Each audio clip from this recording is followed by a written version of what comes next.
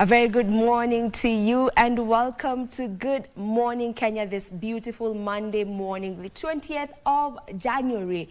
And just as you have seen before my face came on air, there is a change of guard when we are talking about the United States of America. Well, they went into their elections. They did their elections back in 2024 in November, to be specific. And today they get to we get to have the inauguration, and that is Trump's inauguration as he takes on office and goes to the Capitol. What does this mean for Kenya?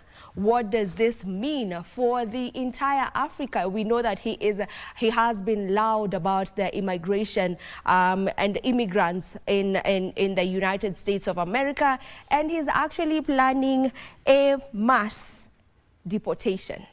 So we're going to be looking into that. Today's show will be all about President Trump's inauguration, and joining us just to speak about that will be His Excellency Ambassador David Kerich, who is Kenya's ambassador to the United States, as well as Dr. Eric Otenyo, who is the professor of politics and international affairs at Northern Arizona University in Arizona. And then we'll also be having Dr. Gerono Phyllis Rotich, who is a professor and associate dean of Indiana University. She is the CEO and founder of Kenyan Students in the Diaspora. Among others who Mike is going to be mentioning, we will be looking into that. Good morning, Mike. Good morning, Vivian, and to everyone who is watching Good Morning Kenya. Welcome to a special coverage of the inauguration of the 47th President of the United States.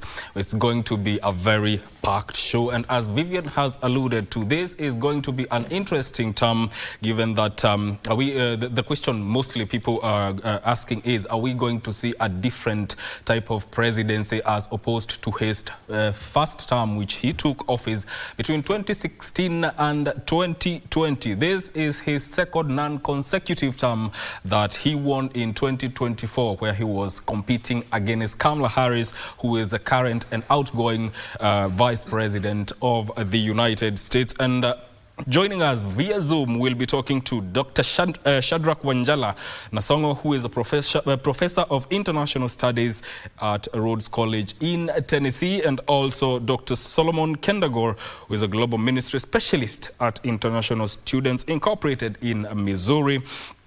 And also in studio, we may have Ken Osido, who will be talking more about this inauguration. So what does this mean for Africa? How does that affect the geopolitics, especially in Eastern Africa, Middle East, and the world at large? So we want to tune in to that conversation that will be coming to you in today's Good Morning Kenya. Welcome. My name is Mike Megwe. Good morning, Marie. I was calling you Vivian, but good morning, Vivian. Good morning, Marie. Yes, a very good morning to you, Mike, and to you, Vivian, and of course to you all joining us from wherever you are. My name is Marie Yambo, and just as my colleagues have already said, it's the inauguration of the 47th President of the United States, that is Donald Trump. And Mike and Vivian, it's not just about geopolitics that is going to be taking center stage. Yeah. There's also the issue of health. You know, the USAID, or USAID for that matter, PEPFAR, you know, President's emergency plan for AIDS relief, is actually a big funder of most of health, you know, programs in the country. Yes. And I think reproductive health has been a big issue, or at least a big concern for the 47th president, who is yet to be inaugurated. So that is something that we'll also be looking at, because with any cuts in terms of you know, funding in the health sector, it will definitely have a great impact on those programs. So that is something also that we'll be looking at in detail, even as we navigate, you know, the 5 years that Donald Trump will be in the office. So all that will be covered for you later on in our subsequent bulletins. But right now, let's take a look at some of the highlights of what we've prepared for you this morning, where residents display anger over death of Molo activists as they demand answers over his death, and the future of youth rests on mentorship and employment creation, President William Ruto asserts, and a case of poisoning at least 73 people from Kabianga and Masaita villages in Londiani admitted to the hospital after consuming fermented milk, popularly known as morsik. So all that will be coming up in the news this morning. Let's begin with that tragic incident where mysterious mystery surrounds the death of a Molo activist who was attacked by unknown assailants, that is, on Saturday night. Residents of Elbagon town in Molo constituency, Nakuru County, took to the streets on Sunday while carrying the body of the activist Richard Otieno, popularly known as the Molo president. Area Member of Parliament Kimani Kuria has condemned the incident and called for speedy investigations. Our reporter Abdiaziz Hashim begins our bulletin this morning. Tension remains high in Molo and Elbagon on Sunday following the brutal murder of Richard Otieno, a well-known youth mobilizer and activist who is said to have been hacked to death by unknown assailants on Saturday night. Alimepoteza uhai wake kutokana na kushambuliwa na majambazi ama watu ambao hawajajulikana, wakampiga choka ya nyuma ya kichwa na akaweza kuaga. The killing, which is reported to have occurred just 200 meters from the Elbagon police station, has sparked widespread outrage, with residents accusing authorities of failing to address the rising insecurity in the area. Angered by the murder, hundreds of protesters stormed Elbagon police station, demanding immediate action from law enforcement officers.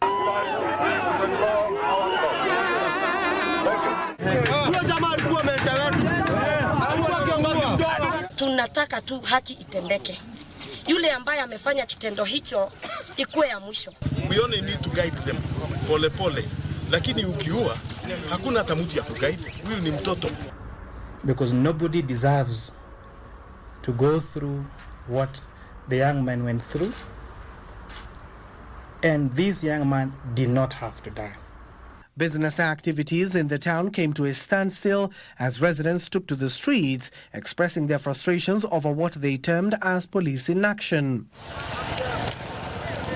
The situation escalated further when demonstrators forcefully removed Otieno's body from the mortuary and paraded it through the streets. Molo Member of Parliament Kimani Kuria has condemned the Saturday night incident, calling for speedy investigations into the matter. You should never go to attack anyone personally because of any differences you may have with them. But of course, your guess is as good as mine. I don't know the questions our investigative agencies should ask. Who stands to benefit from this death? And there should be investigations, including how a body was forcibly taken from a hospital a few meters from a police station. There should be investigations as to what may have been the intentions of mutilating the body. Community leaders and human rights activists have also condemned the killing, calling for a thorough investigations and accountability from the authorities. Na amekuwa akikashifu kwa uchungu mwingi kabisa, lakini asubuhi ya kuamkia leo tukaweza kupashwa habari kwamba ameweza kuuawa kwa njia ambayo haiwezi kueleweka. Na tunasema ya kwamba tunakashifu kwa njia kuu sana hichi kitendo ambacho kilitendeka kwetu pale Elbagon, kwa sababu hatujaisikia. Hatutatulia na hatutasika Richard kabla hatujajua ni nani aliua yeye ama ni nani alitumana. I also pray that those that committed these heinous acts may never know peace.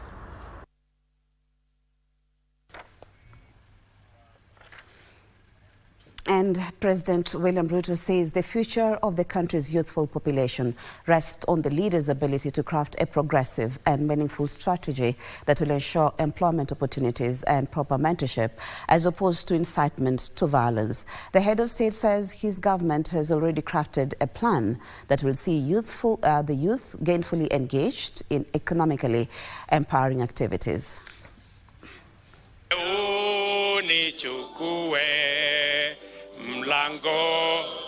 at an interdenominational prayer meeting at Cheptais Boys High School in Mount Elgon, Sub-County, Bungoma County.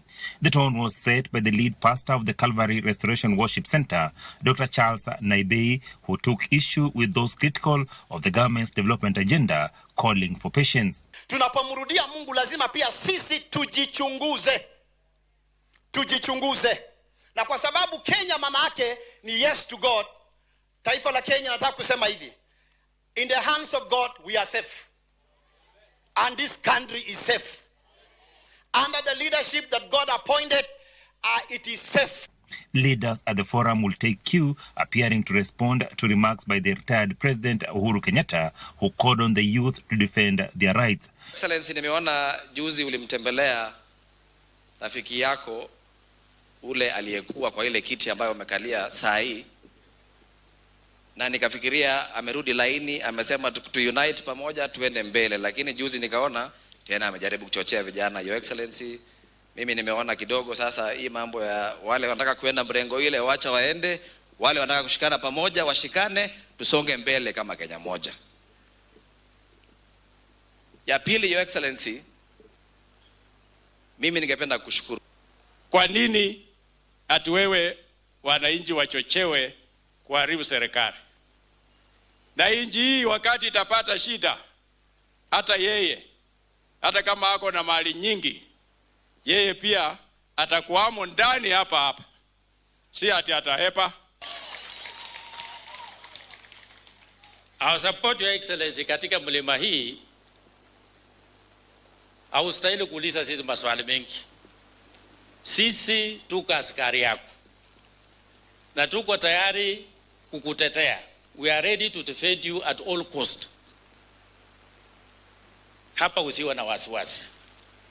Wala wanakukriticize ya kwamba sijui iko namna gani. These are people we are used to politics of the normal. President William Ruto challenged leaders at every level to take responsibility for crafting strategies of not only mentoring the youth, but also providing predictable and sound pathways for the empowerment of the youthful population. Ni kwa sababu lengo la muhimu ni kuhakikisha kwamba yale ambayo anaamua, yale mazito, tumpatie nafasi, tumuunge mkono, asiwe mtu wa kuangalia nyuma kwamba nani amesimama nyuma yangu.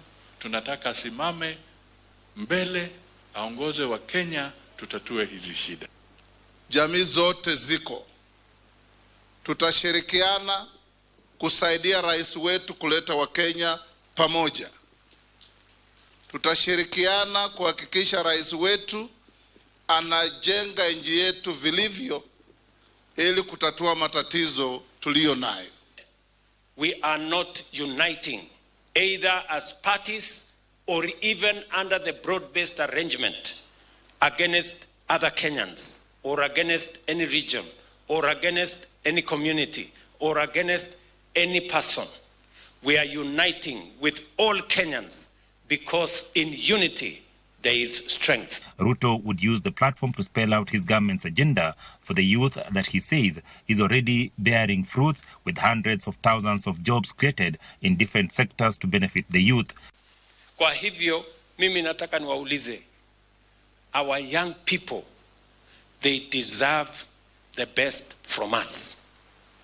Kama wazazi, kama serikali, kama viongozi, tusiwapiganishe watoto wetu. These young people of Kenya, they don't need violence. They don't need confrontation. They want opportunities. They want jobs. They want opportunity to engage in business.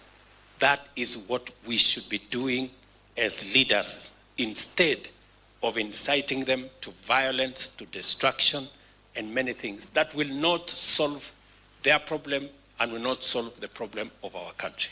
Ruto is on a 5-day working tour in the Western region, which begins on Monday. In Kakamega County, he will oversee the distribution of bonuses to cane farmers in Mumias, a first in the country.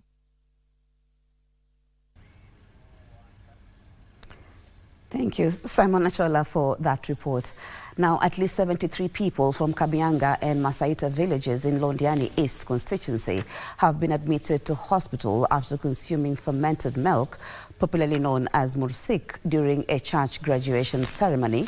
Those taken ill displayed varied symptoms, including vomiting and diarrhea in what is suspected to be food poisoning.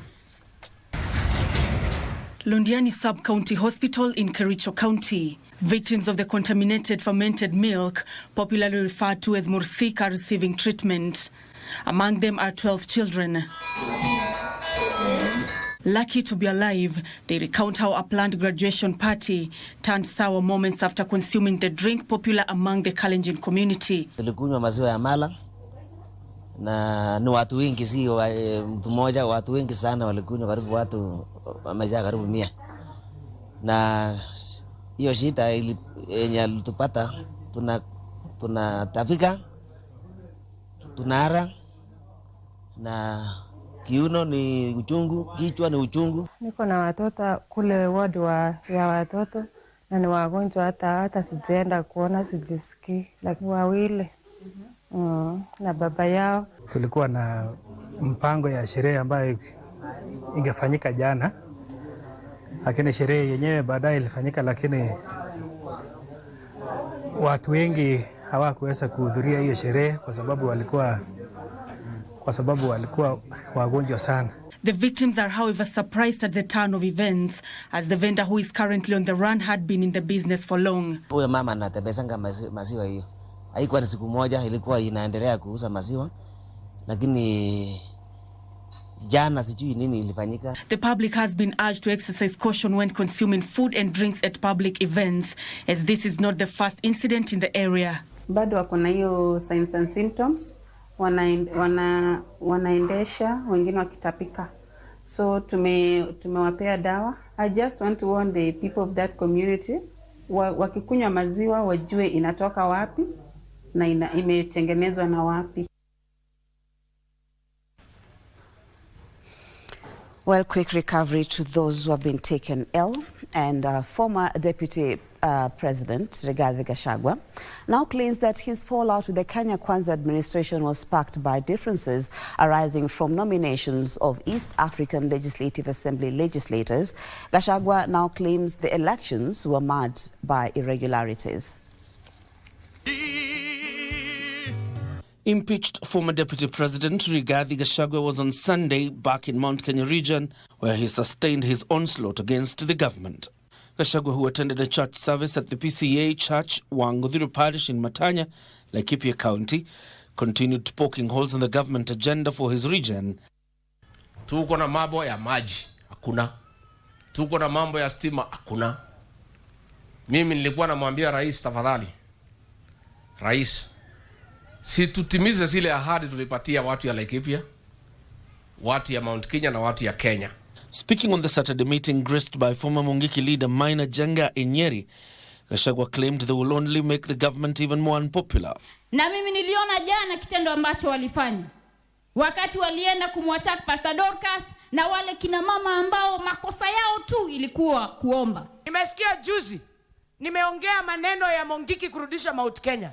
Nikaona watu wanakasirika sana. For heaven's sake, she is a respectable pastor, a respectable woman.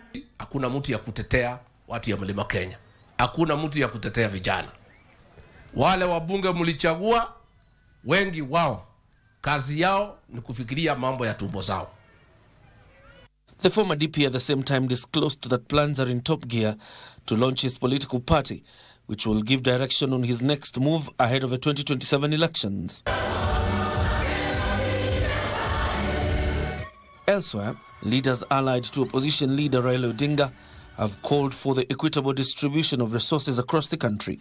Speaking during a fundraising event at Emmaus Catholic Church in Rong, Migori County, Governor Ochilo Ayako and Migori County Senator Eddie Okech maintained that political affiliation and ethnic background should not be barriers to the government's efforts to extend development to all people. We all owe the apology. Hello? Yes. We all owe the apology. The resources of this country must be equitably shared. And it is long time that we thank the President of the together to make sure that those who are shared people. But when people want to dethrone the president unfairly, no law will support unfair dethronement of Ruto. Hatuwezi kubali serikali ya Ruto iangushwe kwa njia isiyo halali. I want to pray that The third batch of 217 police officers from Kenya arrived in Haiti on Saturday for the multinational security support mission. The troops will aid in battling violent gangs that have taken over parts of the troubled Caribbean country. The troops will join the first batch of 400 officers deployed to Haiti last year.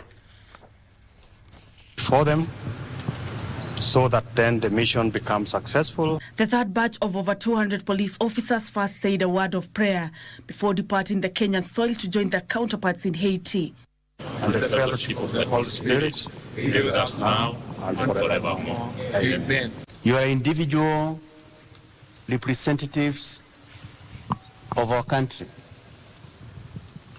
and more importantly, representatives of the National Police Service. So your conduct there is critically important for all of us here. You know, the work you're going to do will be written in many books in the world. Already Kenya now, your friends who are ahead of you are already in the history of the world. They're being discussed in governments by presidents of the world because of the sacrifice they make. By you joining them, we believe that you will provide great success. And a charge by Interior Cabinet Secretary Kipchumba Murkomen, who emphasized the importance of the Kenya-led mission, urging the officers to serve with commitment. The officers who departed aboard a Kenya Airways flight arrived in Haiti on Saturday and were received by the Haitian President Fritz Alphonse Jean, among other top government officials.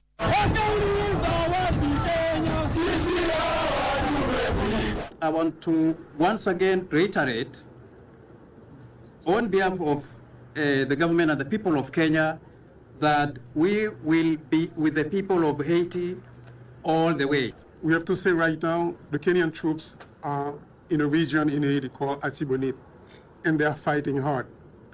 These are challenging times for Haiti, and in challenging times, we need friends like you to help us. The mandate of the officers in Haiti is to protect civilians, uphold public order, and assist in the reform and fortification of regional law enforcement organizations.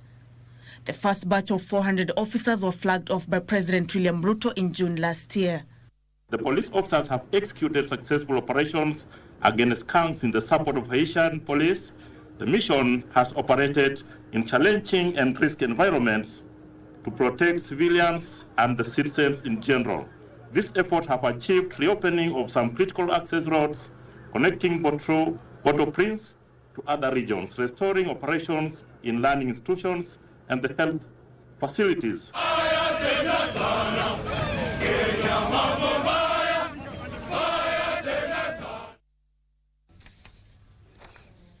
Away from that, we look at a medical appeal here, where a family from Siaya County is seeking financial support amounting to 8 million Kenya shillings to help their kin undergo a lung transplant. In India, 29-year-old Cynthia Koth was diagnosed with interstitial lung disease and pulmonary hypertension, with medics recommending a lung transplant.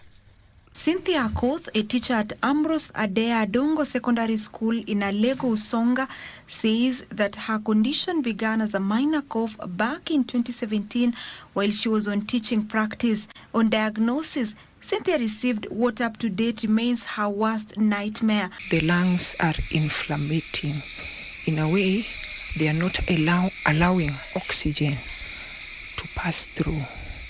So I've been on medication from 2017, but now the lungs were progressing since I did not get the right medication for my condition.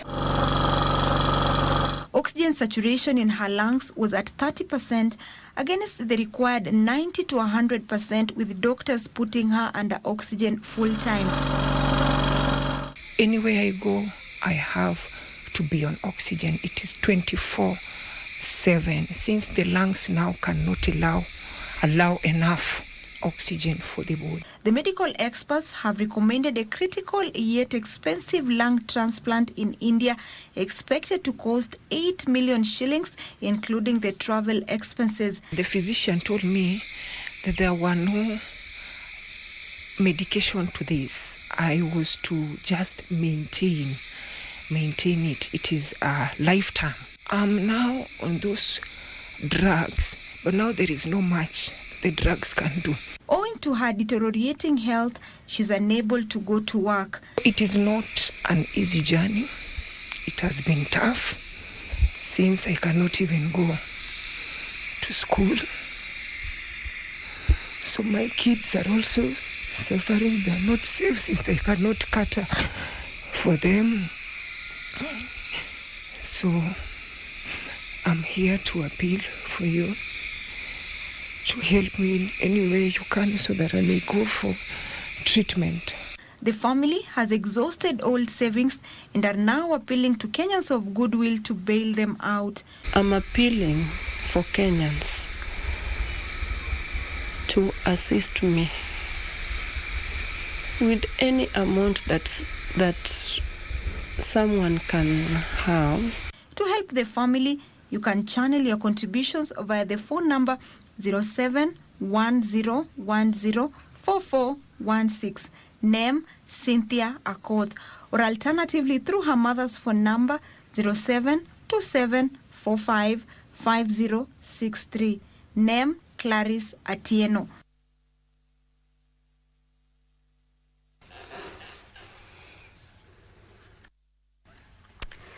Indeed, we hope that the family will get the help that they need. Let's look at counties now, where professionals from the Turkana community living in Samburu County are calling for a ceasefire and peaceful coexistence among residents in the area. For this and more, let's look at the county news roundup. Their call comes in the wake of rising cases of insecurity occasioned by suspected bandits who have wreaked havoc in the past few days. We are saying to the Samburu community, we are very peaceful people, we love peace, and we need respect to our leaders the way we respect your leaders. And therefore, today marks the beginning of a journey of peace among ourselves, and we are going to be agents of peace. We are also part and parcel of Samburu County. Whether we are minority or not, we should be respected as a community. Wazee waende waongee na wazee wa Turkana waende waongee na wazee wa Samburu.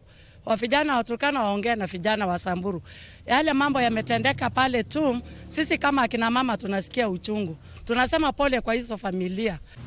Meanwhile, Public Health Principal Secretary Mary Muthoni is encouraging parents to ensure their daughters are vaccinated for HPV vaccine to prevent cervical cancer. Muthoni says January being Cervical Cancer Awareness Month, the government is committed to ensuring all girls get vaccinated to protect them against the human papilloma virus, which can cause cervical cancer. Any girl in Kenya who is between the age of 15 years and below should be taken for vaccination of HPV vaccine. Again, any woman who is at the age of 25 years and 50 years, it is important that they go to a health facility for screening. This is the month that we have to talk about this. Machakos County Governor Wavinya Ndeti has condemned the abduction of the Mlolongo Four, calling for the end of abductions and extrajudicial killings in the country. She, however, called on parents to set a good example to their children. Tumeona tu vile Kenya inaendelea. Tumeona watoto wetu wamekosa nidhamu. Kwa nini? Wamekosa nidhamu because viongozi wamekosa nini? Nidhamu. And plans to commence the tarmacking of the 41 kilometers Emali-Ukia Junction Road in Makueni County are at the tail ends, with Kenya having obtained a concessionary loan from China to fund the road that connects Makueni to Tanzania and northern Kenya. According to Kibwezi West MP Mwengi Mutuse, the construction will start immediately after the funds are availed. Nataka niwatangazie kwamba nimeongea na Mheshimiwa Rais. Juzi tumepata pesa kutoka nchi ya Uchina na Mheshimiwa Rais ameniahidi kwamba tutakuja hapa na yeye Mali tuanzishe kuwekwa lami kwa barabara ya kutoka Mali hapa Uchina. Finally, residents of Bombada Borabu Ward have decried the lack of electricity in the area. The residents cited electricity, water and roads among amenities that are wanting, calling for urgent fixing.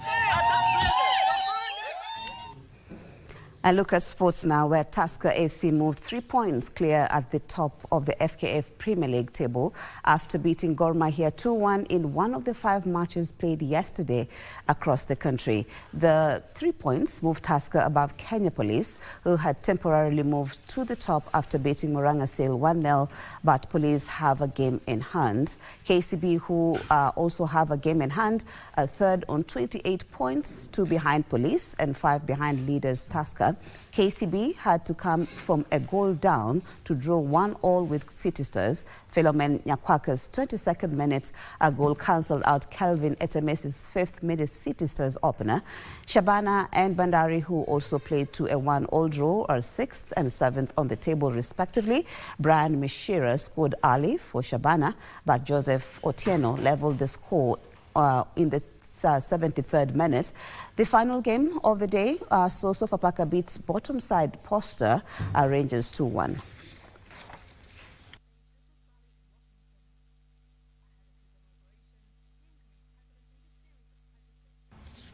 Well, that story brings us to the end of the news this morning. Thank you, as always, so much for your company. My name is Marie Yambo, and as Vivian and also Mike had already alluded to, today it's all about the inauguration of the 47th President of the United States of America, Donald Trump. So all those details will be coming your way this morning. Stay tuned. If you can, we'll be having a high-profile guest for that matter to just take you through what that means in terms of geopolitics, you know, in Africa, but in Kenya in particular. So my name is Marie Yambo. Hope to see you again tomorrow.